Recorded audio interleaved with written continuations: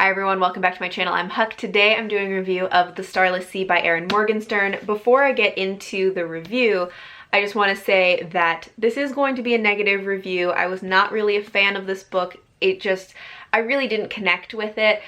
So I know a lot of people love this, and if you love this book and you don't want to hear anything negative about it, then just don't watch this video because this is going to be a fairly negative review. So that being said, let's get started talking about The Starless Sea. So this is one that has been very popular on BookTube recently, so I feel like a lot of people know what it is. This is a contemporary fantasy that is following our main character Zachary, who is a grad student. He's studying video games, and one day when he is doing research in the library, he comes across a book of short stories that he starts to read, and one of those stories is a scene from his own life, and it's a scene that no one else was there to witness, so there's really no way anyone else would have known about it in order to write it into a book. So this, of course, freaks him out and really spurs him on to try and discover where this book came from, who wrote it, and that really starts off the story and leads him to discover, you know, secret societies, an underground world or a world beneath our world, and a subterranean library, and a world created by stories. So this is a book that I really wanted to love because it sounds like something I would love. I have not read anything by Erin Morgenstern before, but I always hear people talking about how beautiful her writing is and how atmospheric her books are. And it's a book about books and a book about storytelling, and I love things like that. But this just really didn't work for me. I said in my wrap-up that I found the writing to be tedious, the plot to be almost non-existent, and the characters to be flat. And while I was reading this, like, I could see glimmers of things about this book that made me understand why other people might love this, but it really wasn't working for me, and I just felt like there wasn't a lot for me as a reader to hold on to and to, like, really enjoy. I didn't hate this book. I just was kind of underwhelmed by like every aspect of it. So I just kind of wanted to elaborate on some of my thoughts that I had mentioned in my wrap-up. I found the writing in this to be tedious and overly descriptive. I actually fell asleep on this book multiple times because it would just get so into the details of describing the locations. It spends a lot of time describing just like rooms in the Starless Sea or in this underground world. And it wasn't describing them in a way that I personally liked, and it didn't feel like it was creating atmosphere to me. I think it was creating an aesthetic, which to me is different from an atmosphere, because aesthetic is very much how it looks. And I have a very clear image of what this world, like what's the aesthetic of this world, but that's not the same as atmosphere, because to me, atmosphere is more, what does the world feel like? And that's what I am personally more interested in. And I didn't feel like the descriptions were really building atmosphere, but they were really building aesthetic. And I did like the aesthetic of this world. I felt like the aesthetic was one of the best parts of this book. And I think you can feel that the author really loves this world. You can feel her love for the world that she has built in the way that she writes about it. I just felt like I did not also love the world. There was also something about the writing of this that the word that kept coming to mind to describe it was performative. So there's something about this that felt performative to me, that just did not feel organic in the way that it was being written and the way that things were happening. It really just created this feeling of distance between myself and the book and the characters and the world and all of it. So the writing just like really was not working for me. The characters in this also really didn't work for me. As I said, they felt very flat to me. It felt like the characters were just there in order to explore the world, but they weren't really people in and of themselves. All of the characters really felt like they had no real discernible personality, motivation, or development over the course of the book.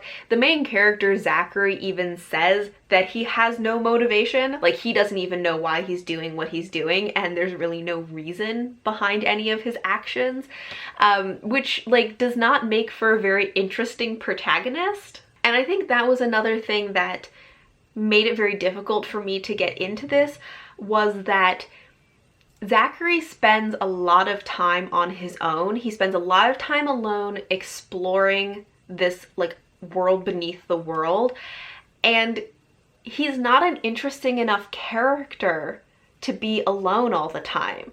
You know, usually the most interesting parts of books are when characters interact with each other, but if you have a really interesting character or a really well-written character, they can spend time alone and it still be very interesting as a reader. He was not interesting enough as a character to spend time alone. The only times that I thought he was interesting were really when he interacted with the love interest in this book. This does have a male-male romance in it, but that also I think is very underdeveloped and just sort of happens, but there's very little to it. It's very surface level, and we don't really know very much about either of the characters because they're both fairly flat characters. But in some ways, the times when the two of them interacted were some of my favorite parts, because it was the only time Zachary really showed any personality, which most of the personality that he was displaying was just being attracted to this other guy, but it was still more interesting than him just wandering around alone in all of these rooms. But all of these characters were just so passive and just, like, didn't really take action and just let things happen to them, and they really felt like empty vessels. I felt like Zachary really just felt like an empty vessel for the reader to ride in order to explore this world.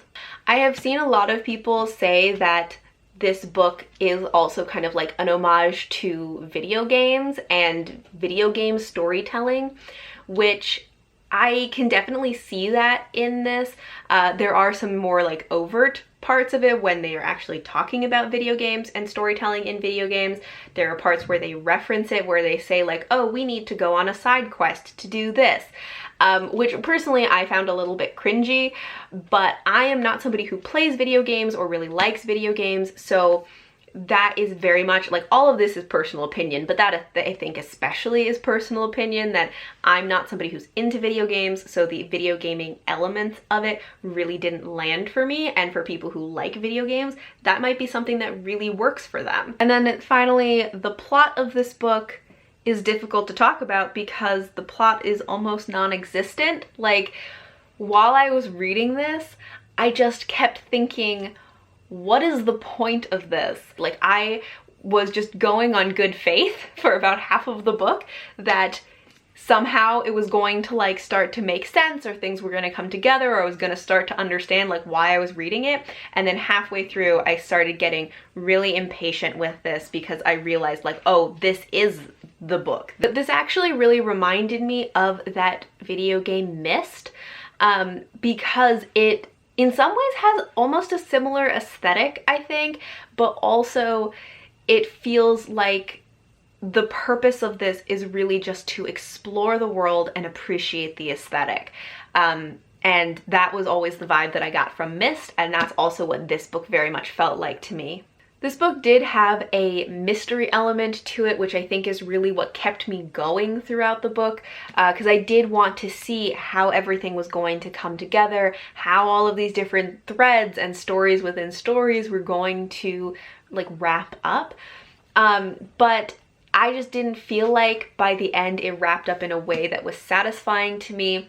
As I read the story, it all just felt very fragmented, and then by the end, the payoff just wasn't worth it to me for the frustration that I felt for the rest of the book.